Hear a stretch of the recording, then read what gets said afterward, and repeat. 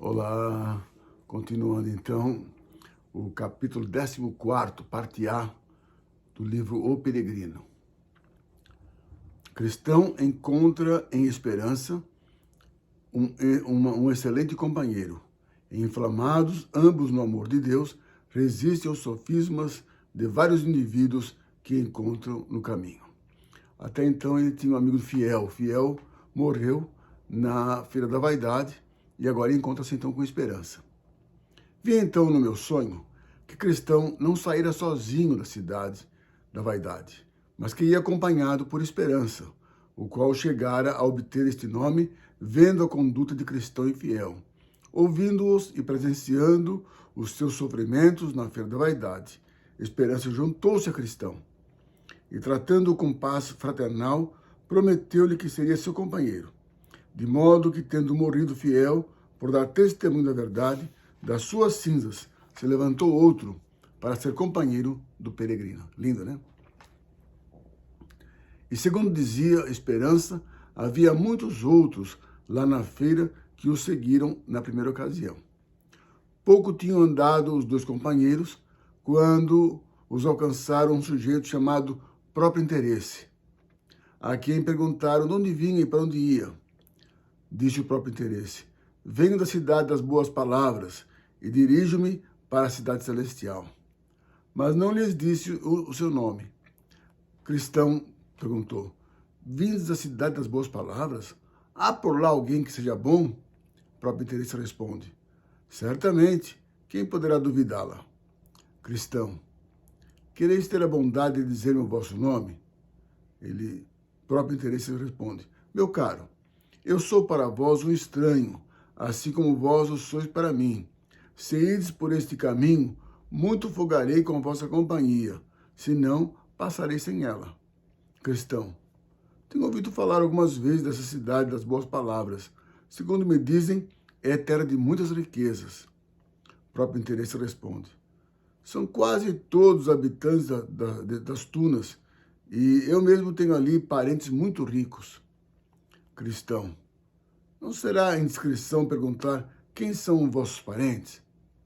Próprio Interesse responde: são quase todos os habitantes da cidade, mas principalmente o senhor Vira-Casaca, o senhor Contemporizador e o senhor Boas Palavras, de cujos ascendentes tomou seu nome a cidade, o senhor Isafago, Duas Caras, Qualquer Coisa, o Pior da Freguesia, e o senhor Duas Línguas, que era irmão da minha mãe, por linha paterna. Porque realmente, para falar toda a verdade, eu sou fidalgo, de muito boa linhagem, apesar de meu bisavô não ter passado de um barqueiro que olhava para um lado e remava para o outro, ocupação a que adquiri quase toda a minha fortuna.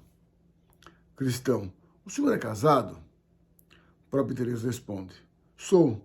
Minha esposa é uma dama muito virtuosa, filha de uma senhora também virtuosíssima, a senhora Dona Impostura. Pertence, portanto, a uma família muito respeitável, tendo chegado a um grau tão elevado de fina educação que sabe perfeitamente como se vive como um príncipe ou um aldeão. É verdade que divergimos algum tanto de outras pessoas nas nossas opiniões religiosas, mas só em dois pequenos pontos. Primeiro, nunca teimamos contra o vento e maré.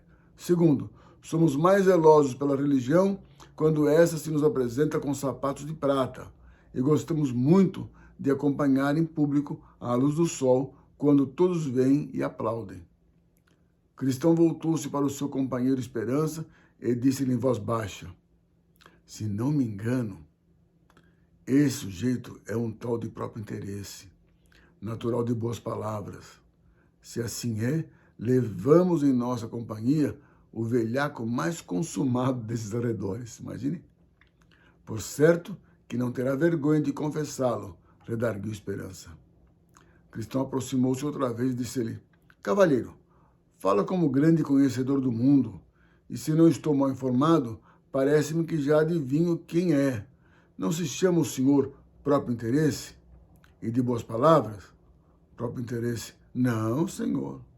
Não, esse é o meu nome, apesar de assim me chamarem algumas pessoas e de eu me resignar em aceitá-lo como um insulto. a exemplo do que fizeram antes de mim outros homens não menos respeitáveis. Cristão, e que motivo deu o Senhor para lhe porem semelhante alcunha? Próprio interesse. Nenhum. Absolutamente. E só posso atribuí-lo ao fato de ter tido a sorte de estar sempre de acordo com as opiniões do tempo presente, quaisquer que elas sejam, com o que me tenho dado perfeitamente bem. Isto considero eu como uma grande bênção, e não acho justo que meia dúzia de mal-intencionados me censurem. Cristão. Pois eu já tinha conjecturado que era o tal sujeito de quem tenho ouvido falar, e receio muito que essa alcunha lhe assente melhor e com mais justiça do que eu e o Senhor supomos. Próprio interesse. Contra essa opinião, nada tenho a dizer. Vereis, contudo, que eu sou um companheiro decente, se permitis que continue ir convosco. Cristão. Se quereis acompanhar-nos, tereis de remar contra a maré, contra o vento. E segundo vejo, não está no vosso credo isso.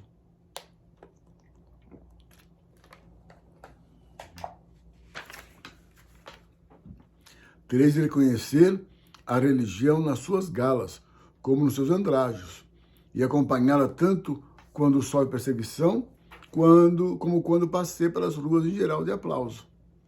Próprio interesse. Não queria impor-se, nem subjugar-me para se apoderar da minha fé. Deixe-me liberdade de proceder, como eu quiser, e sob essa única condição acompanhá-lo-ei. Cristão, nem mais um passo. Se não vos conformais com o que nós fazemos, deixa-nos. Próprio interesse. Nunca reneguei meus princípios, aliás, inocentes e proveitosos. Se não conseguem que os acompanhe, farei como antes de os encontrar. Irei sozinho, até achar quem goste da minha companhia.